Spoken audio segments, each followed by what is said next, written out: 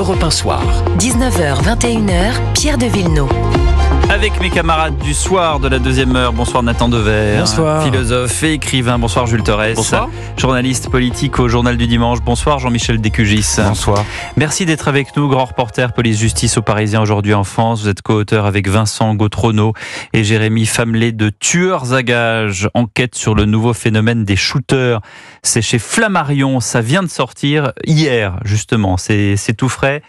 C'est tout chaud. On va en parler dans un instant, mais d'abord, je voudrais votre réaction sur ce fourgon de transport de fonds attaqué en plein jour, en plein centre-ville de Grenoble.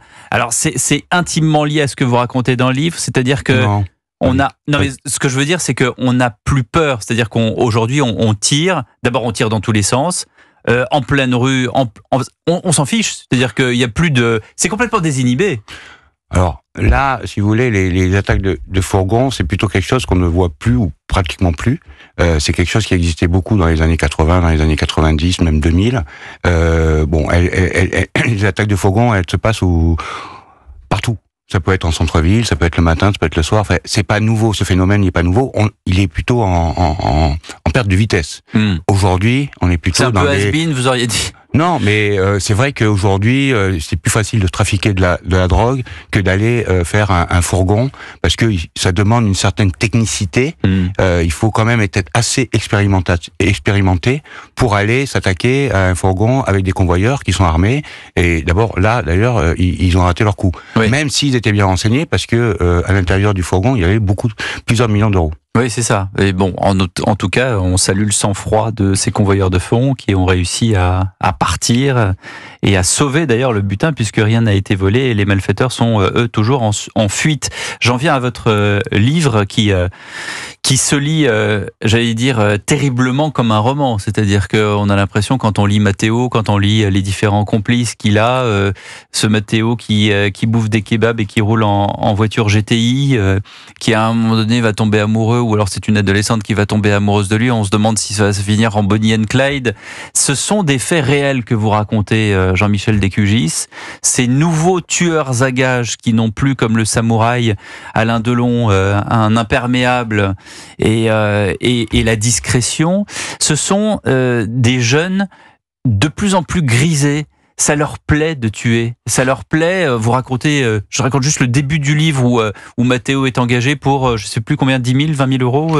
Moi, les tarifs, c'est ça, 10, entre 10 et 25 000, parfois plus, parfois moins. On s'en souvient d'ailleurs des images de ce meurtre terrible, de cette cavale et de ce type qui tombe contre un rideau d'un commerce à Marseille, et ce jeune qui s'approche de lui et qui le crible de balles comme si c'était un steak haché, pardonnez-moi de cette image violente, mais c'est quand même un peu ça, c'est-à-dire que tout ça est un peu brouillon, tout ça est un peu fait de manière aléatoire. Ce qui m'a le plus pris au vif dans votre livre, c'est quand vous racontez que dans son témoignage, ce jeune raconte qu'il a pris plaisir à tuer.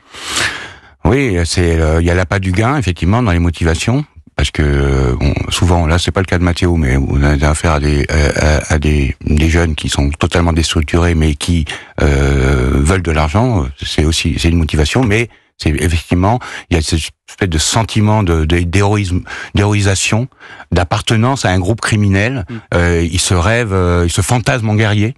On se sent important. Oui, et c'est-à-dire qu'on se fantasme en guerrier. C'est des jeunes, beaucoup qui sont complètement biberonnés aux jeux vidéo et qui sont dans le virtuel. Et pour lesquels effectivement la vie n'a plus de prix, c'est ça, n'a aucune valeur. C'est ça qui est assez terrifiant. C'est ça qui fait l'efficacité de ces jeunes. Alors, ils sont pas très efficaces, même si Matteo, en un mois a tué 6 personnes, mais en général, leur espérance, on va dire, de tueur à gages est très courte. Soit ils se font tuer, soit ils finissent quand même interpellés par la police, heureusement, et c'est plutôt un one shot. Comme on a vu avec ce gamin de 14 ans qui d'abord il y avait une cible, c'est pas la bonne cible qu'il a tué. Il a tué un pauvre chauffeur de taxi qui avait rien demandé et qui a simplement pas voulu aller où on lui demandait.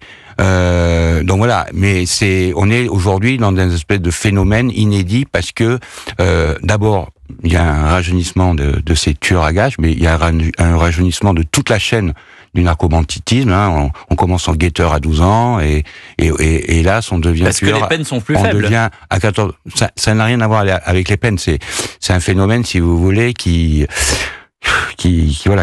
prend naissance depuis des années et qui on fait appel à des jeunes, effectivement très jeunes, pour dans le trafic, les guetteurs, etc. Parce que s'ils se font interpeller, effectivement, ils vont ressortir assez vite quand ils ont moins de 13.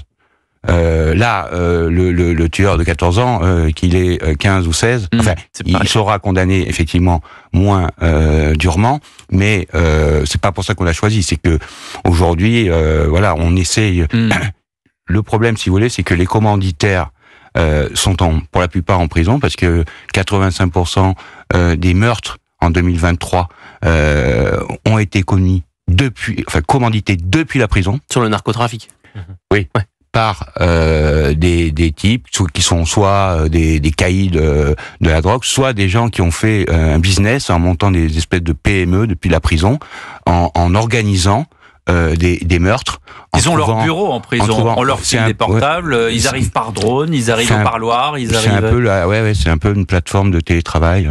La prison est devenue un peu une agence de consultants du crime. C'est inquiétant. Mais il y a les drones, il y a sans doute un peu les familles, mais aussi la corruption chez les surveillants, qui est aussi très inquiétant. J'en reviens à ce que je disais tout à l'heure, le côté grisant pour les jeunes. Alors vous parliez des jeux vidéo, c'est que là en l'occurrence le Matteo d'abord il accomplit son contrat, il tue la personne qu'on lui a demandé de tuer, mais après il revient à la cité, il en tue un autre parce qu'en fait il a envie de tuer, ça lui a plu. Ça lui a plu et puis les tarifs augmentent en fonction de qui vous tuez, combien vous en tuez. Nous on a vu par exemple, on est tombé sur une annonce parce que c'est des annonces qui sont passées de 5 meurtres pour 35 000 euros sur le darknet. Sur des boucles très restreintes, sur les applications numériques. Et c'est formulé de façon tout à fait. C'est formulé tout à fait. Alors, il n'y a pas des langages codés. Non, parce que les communications sont cryptées. Il y a un glossaire d'ailleurs au début de votre livre pour ceux qui connaîtraient pas le langage. Et vous avez des annonces, alors pas pour aller tuer, mais pour recruter des guetteurs, des charbonneurs, les vendeurs. Vous avez des annonces qui ressemblent à celles un peu de la NPE. Où on propose hébergement, nourriture, moyennant un peu de argent, c'est 120 euros, 130 euros pour un guetteur, un peu plus pour un vendeur, et c'est des annonces que pourrait faire la NPE. Oui, par journée, pardon. Ouais. Et que pourrait faire la NPE. Non, mais c'est pas une plaisanterie. C'est comme ça qu'elles sont décrites à travers les. Jules Torres. Moi, j'ai plusieurs questions. Tout d'abord, commencer par une. Pierre a parlé de la caractéristique du fait que ce soit grisant. Est-ce que aussi ces jeunes-là, ils n'ont rien ou ils n'ont pas grand-chose? Est-ce que quand ils tuent, quand ils deviennent aujourd'hui des tueurs à gages, est-ce qu'ils ne deviennent pas quelqu'un justement déjà? Est-ce qu'il n'y a pas aussi ce phénomène-là? Et la deuxième question, c'est un petit peu la même, c'est quelle formation reçoivent-ils ces jeunes? Est-ce que c'est eux qui regardent c'est en effet ces demandes de travail et qui y vont directement? Est-ce que c'est des gens qui sont formés, à qui on donne des armes et à qui on apprend par exemple à tirer? Est-ce qu'il y a une formation en particulier? Non, il n'y a pas de formation, c'est vraiment sur le tas. Il y a certains, c'est la première fois qu'ils se retrouvent avec une arme de guerre et qu'ils ne savent absolument pas manier. Peut-être qu'ils vont avoir 1 heure, 2 heures d'apprentissage. Parfois, ils ne savent même pas tirer. Donc, en fait, c'est souvent des petites mains du trafic qui, il y a beaucoup qui sont manipulés, endoctrinés. On est un peu dans un phénomène comparable au djihadisme, sans la dimension religieuse, mais vous avez... Mais endoctriné comment, du coup, s'il n'y a pas la dimension religieuse? Endoctriné parce qu'il y a cette appartenance à un groupe criminel. À une mafia. Une mafia, un groupe criminel, cette valorisation qu'ils ont à travers... Ils deviennent quelqu'un, effectivement, ils ont l'impression... C'est le cas de Matteo, parce que là, vraiment, Matteo, il y avait l'appât du gain, mais c'est vraiment quelqu'un qui cherchait une valorisation à son existence. Mais au bout, il y a un parrain, il y a un caïd, il y a une personne, il y a une stature qu'on vénère ou pas? Est-ce que le fameux Bachelorman, voilà, il y a le parrain? Non, voilà, mais là, par exemple, Matteo savait très bien que il travaillait pour la DZ Mafia.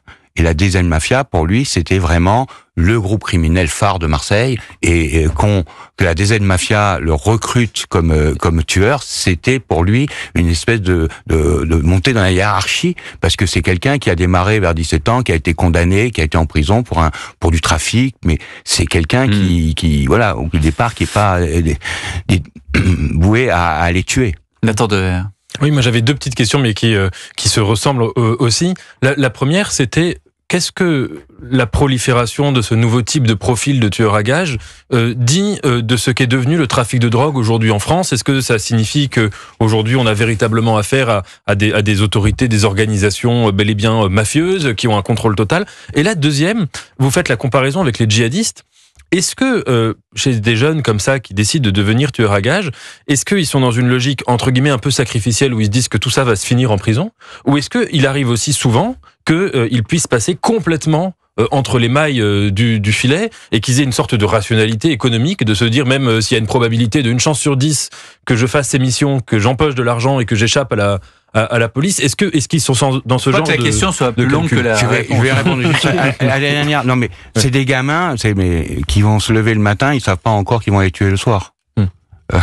C'est ça qui est fou. C'est complètement improvisé.